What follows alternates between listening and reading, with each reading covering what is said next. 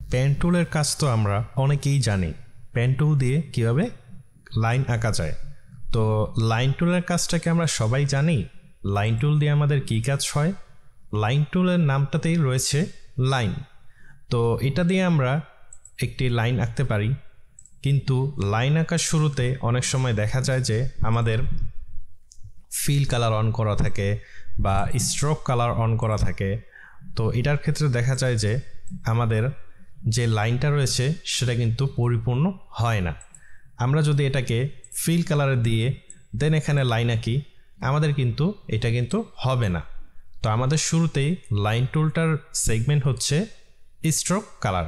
তো আমরা এখানে স্ট্রোক কালার দিয়ে দিই, দেন এখানে আমরা 1 পিটি থেকে 5 পিটি দিয়ে দিলাম। ওকে, এখন আমরা যদি এখানে লাইন টুল ক্লিক করি, দেন এখানে একটি মাউসের লেফট বাটন দিয়ে এখানে আমরা একটি ক্লিক করি, দেখুন আমাদের কিন্তু এখানে একটি লেন্থ এবং অ্যাঙ্গেল শো করতেছে। তো এখানে আমরা এইটা ক্লিক করার পর এটা অনেকের সামনে আসলে অনেকে কিন্তু আমরা বুঝতে পারি না এটা কি হবে। তো আমরা যদি এখানে ওকে দিয়ে দেই, দেখুন আমাদের কিন্তু এখানে একটি লাইন তারা শো করে দিয়ে দিবে। তো আমার কিন্তু এটা প্রয়োজন নেই, আমি আমার প্রয়োজন মতো চাচ্ছি একটি লাইন নেওয়ার জন্য। তো এটা কিভাবে করব? এটা করার জন্য আমি যেই জায়গা থেকে লাইনটা আমি নিতে চাচ্ছি, আমি ওই জায়গা থেকে জাস্ট মাউসের লেফট বাটনটাকে চেপে ধরে আমি সোজা এখানে নিয়ে যাব এবং নিয়ে ছেড়ে দিব। তো এটা কিন্তু পেন টুলের মতো নয় যে ছেড়ে দেওয়ার পর আবার ওই জায়গায় লেগে থাকবে। পেন টুলে কী হয়, পেন টুলে আমরা এখান থেকে লাইন নেওয়ার পরও এটা কিন্তু আমাদের শো করতেই থাকে। দেন আমাদের সিলেকশন টুলে ক্লিক করে এটা কিন্তু আমাদের করতে হয়। তো এটা হচ্ছে পেন টুলের। আর লাইন টুলের কাজটা হচ্ছে আপনি এখান থেকে ড্রাগ করে ধরে জাস্ট এখানে ছেড়ে দিবেন, দেখুন আপনার কিন্তু লাইন হয়ে গেছে। ওকে, তো আমরা যদি এখন একদম সোজা একটা লাইন নিতে চাই তখন আমরা কি করব? আমরা কিন্তু পেন টুলও দেখিয়েছি সোজা লাইন নেওয়ার জন্য আমি জাস্ট যেখান থেকে নিচে যাচ্ছি সেখানে ড্রাগ করে ধরে দেন আমরা শিফট প্রেস করব।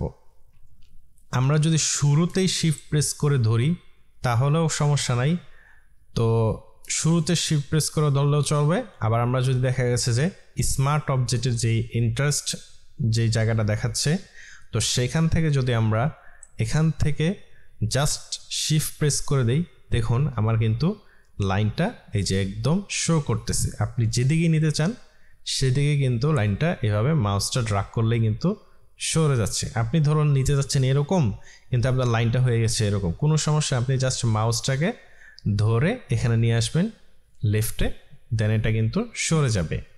ওকে, এখান থেকে এই পর্যন্ত এনে আমি ছেড়ে দিলাম এবং আমাদের এই লাইনটা কিন্তু একদম সোজা হয়ে গিয়েছে। এটা কিন্তু বাঁকাতেরা নয়, এটা কিন্তু একদম সোজা একটা লাইন। ওকে, তো আমরা লাইন টুলের এই সেগমেন্টটা আমরা বুঝে নিলাম এবং লাইন টুলের ভিতরে যেই টুলগুলো রয়েছে সেটা আমরা দেখব এখন। ওকে, তো এই আর্টস টুলের কাজটা কি? আর্টস টুলের কাজটা হচ্ছে আপনি যদি আর্টস টুল এখানে যদি আপনি একটি ক্লিক করেন, দেখুন এখানে কিন্তু কিছু অপশন শো করতেছে। তো এখানে যদি আপনি ওকে দিয়ে দেন, দেখুন আপনার কিন্তু একটি আর্টস টুল এখানে কিন্তু তারা দিয়ে দিছে। এখন আপনি যদি নিজে থেকে বানাতে চান তাহলে আপনি কি করবেন? আপনি জাস্ট এই যেভাবে মাউসের লেফট বাটন ধরে ড্রাগ করতে থাকবেন। যেমন এই যে ধরুন আমি একটা বানিয়েছি, যেমন এই যে এখানে বানালাম, যেমন ধরুন আমরা এই যে এখানে একটা আর্টস টুল বানালাম। তো আর্টস টুলের কাজটা আসলে এইরকমই, আপনি জাস্ট এই যে এরকমভাবে ড্রাগ করে এটা বানাতে পারবেন। আর্টস টুলের কাজটা এরকম। ওকে, আমরা এখন দেখব স্পাইরাল টুল। স্পাইরাল টুলের কাজটা কি? আমরা যদি শুরুতে এখানে একটা ক্লিক করে, দেখুন আমাদের কিন্তু এখানে কিছু সেগমেন্ট শো করতেছে। আমরা যদি ওকে দিয়ে দেই, দেখুন এটা কিন্তু এইভাবে চলে আসছে, একটা আলপনা শেপ চলে আসছে। আমরা যদি আরেকটা ক্লিক করি এখানে, দেখুন এখানে কিন্তু স্টাইল আপনাকে জানাচ্ছে যে আপনি কোন স্টাইল নিতে যাচ্ছেন। আমি যদি এই স্টাইলটা ক্লিক করি, দেখুন আমার কিন্তু এরকম একটা স্টাইল শো করতেছে। আমার অনেক সময় দেখা যায় আমার এইটা প্রয়োজন নেই, আমার এরকম প্রয়োজন। আবার এরকম প্রয়োজন নেই, এটা প্রয়োজন। তো আমাদের যেটা প্রয়োজন হবে আমরা সেটা এখান থেকে নিতে পারবো। ওকে, আমরা যদি এখন নিজে থেকে বানাতে চাই তাহলে কিভাবে বানাবো? আমরা জাস্ট মাউসের লেফট বাটন ধরে এখানে ড্রাগ করে দিব। দেখুন আমাদের কিন্তু এখানে এটা কিন্তু হয়ে গেছে। আমরা যদি এটা বাড়িয়ে দেই, দেখুন আমাদের কিন্তু এটা কিন্তু হয়ে গিয়েছে। এখানে যখন আমরা এটা বানানোর জন্য এখানে ক্লিক করব, আমরা যদি এটাকে সিলেক্ট করে নেই, দেখুন এখানে কিন্তু একটা সেগমেন্ট শো করতেছে। তো এটার কাজ কি? এটা হচ্ছে আপনার ভিতরে যে সেগমেন্টগুলো রয়েছে সেটা কত ডিগ্রি ঘুরবে। আমরা যদি এখানে টেন দিয়ে দিই, দেখুন এটা কিন্তু এই পর্যন্ত ঘুরে গিয়েছে। আমরা যদি এখানে আরও একটা সেগমেন্ট বানাই, যেমন এটাকে যদি আমরা 17 দিয়ে দিই, দেখুন এটা কিন্তু এখানে ছোট হয়ে গিয়েছে। তো আশা করতেছি আপনারা এই টুলটার কাজ বুঝতে পেরেছেন। এবং আমরা রেক্টেঙ্গুলার গ্রিড টুলটা দেখব। তো এটা দেখার জন্য দেখুন আমাদের এখানে কিন্তু একটা টেবিল শেপ হয়ে গিয়েছে। ওকে, তো আমরা টেবিল শেপ খুব সহজেই ইলাস্ট্রেটরে বানাতে পারবো। কিভাবে? এটা হচ্ছে আমরা এইখানে যাব, যাওয়ার পরে এই যে রেক্টেঙ্গুলার গ্রিড টুলটা নিব, দেন আমরা এখান থেকে আমাদের যতটুকু প্রয়োজন টেবিল নেওয়ার, জাস্ট এখান থেকে ড্রাগ করে আমরা টেবিল নিয়ে নিতে পারবো। ওকে, আশা করতেছি আপনারা এই বিষয়গুলি বুঝতে পারতেছেন। ওকে, আপনাদেরকে টেবিলের আরও একটা বিষয় বুঝিয়ে দিই। দেখুন আপনারা যদি টেবিল আঁকার সময় দেখা গেছে যে আমার এই ঘরগুলো প্রয়োজন, এর বাহিরেও আমার কিছু লাইন প্রয়োজন, তো সেটা আমি কিভাবে নেব? আপনি ড্রাগ করে ধরে রাখা অবস্থায় কিবোর্ডের আপ অ্যারো প্রেস করবেন। দেখুন আমাদের কিন্তু এখানে কিন্তু কিছু লাইন শো করতেছে, এবং কিবোর্ডের লেফট অ্যারো প্রেস করলে দেখুন আমাদের কিন্তু লাইন সরে যাচ্ছে, এবং আমাদের রাইট অ্যারো প্রেস করলে আমাদের কিন্তু এখানে ঘরগুলো বেড়ে যাচ্ছে। ওকে, আমরা এই হিডেন ট্রিক্সটা জেনে নিলাম। তো এই হিডেন ট্রিক্সটা জানার জন্য হলো আপনারা প্লিজ চ্যানেলটাকে সাবস্ক্রাইব করে দিবেন। আপনাদের কাছে একটাই চাওয়া, আপনারা চ্যানেলটাকে সাবস্ক্রাইব করে দিবেন এবং একটি লাইক দিয়ে দিবেন। ওকে, আমরা এখন শিখব পোলার গ্রিড টুল। তো এটার কাজটা কি?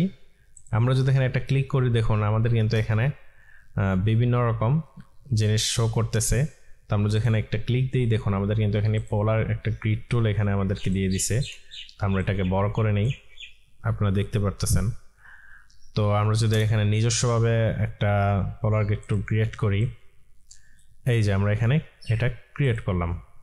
তো এটার কাজটা কি? এখানে যদি আমরা এখন এইখানে যেই অপশনটা রয়েছে সেখানে আমরা যদি এখন এটা রয়েছে গ্রুপ অবস্থা, আমরা যদি এটাকে আনগ্রুপ করে দেই, দেখুন আমরা যদি এখন এটাকে ক্লিক করি, ওকে আমরা কিন্তু এটাকে আনগ্রুপ করে দিলাম। এবং আমরা যদি এখন এটাকে ধরে আমরা যদি ফিল কালারে নিয়ে যাই, এটা এখানে নয়, আমরা এটাকে ধরতে পারি, হ্যাঁ এটাকে ধরে আমরা ফিল কালারে নিয়ে যাব। দেন এটাকে আমরা এখান থেকে একটা কালার দিয়ে দিব। ওকে, আমরা যদি এখান থেকে এটাকেও নিয়ে যেতে চাই ফিল কালারে, দেখুন আমাদের কিন্তু একটা ফিল কালার হয়ে গিয়েছে। দেন আমরা যদি এটাকে ক্লিক করে এখান থেকে একটা কালার দিয়ে দিই, দেখতে পারতেছেন আমাদের কিন্তু এখানে একটা শেপ তৈরি হয়ে গিয়েছে। এটাকে ধরে আমরা যদি এখান থেকে একটা কালার দিই, দেখুন আমাদের কিন্তু এখান থেকে একটা কালার শেপ তৈরি হয়ে যাচ্ছে। ওকে, এটা দিয়ে আমরা বিভিন্ন রকম কালার শেপ বা বিভিন্ন কিছু আমরা ট্রাই করতে পারি। তো এটা যখন আমাদের প্রয়োজন আমরা এটা দেখে নেব। ওকে, তো একটা হিডেন ট্রিক্স আপনাদেরকে এটা দেখিয়ে দিই। এটা হচ্ছে যে আমরা যখন এটা ক্লিক করব, দেন আমরা যদি শিফট ধরে ক্লিক করি, দেখুন এটা কিন্তু একদম পারফেক্ট সাইজটা এখানে শো করতেছে।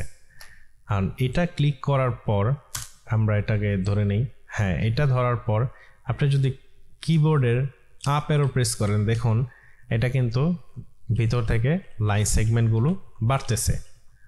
আপনি যদি লেফট অ্যারো প্রেস করেন, দেখুন এটা কিন্তু একটা হয়ে একদম ফিনিশ হয়ে গেছে। আপনি যদি রাইট অ্যারো প্রেস করেন, দেখুন এটা কিন্তু অনেকগুলো হয়ে গিয়েছে। ওকে, এটা কিন্তু এটার হিডেন ট্রিক্স। আশা করি আমরা এটার হিডেন ট্রিক্সটা জেনে নিলাম। তো আপনাদের যদি হিডেন ট্রিক্সটা পছন্দ হয় এবং ভিডিওটা যদি আপনাদের উপকারে আসে তাহলে চ্যানেলটিকে সাবস্ক্রাইব করে দেবেন এবং একটা লাইক দিয়ে বেল আইকনটি অন করে দিবেন এবং এরকমই টিপস অ্যান্ড ট্রিক্স পেতে আমাদের চ্যানেলটিকে সাবস্ক্রাইব করে পাশেই থাকবেন। ধন্যবাদ।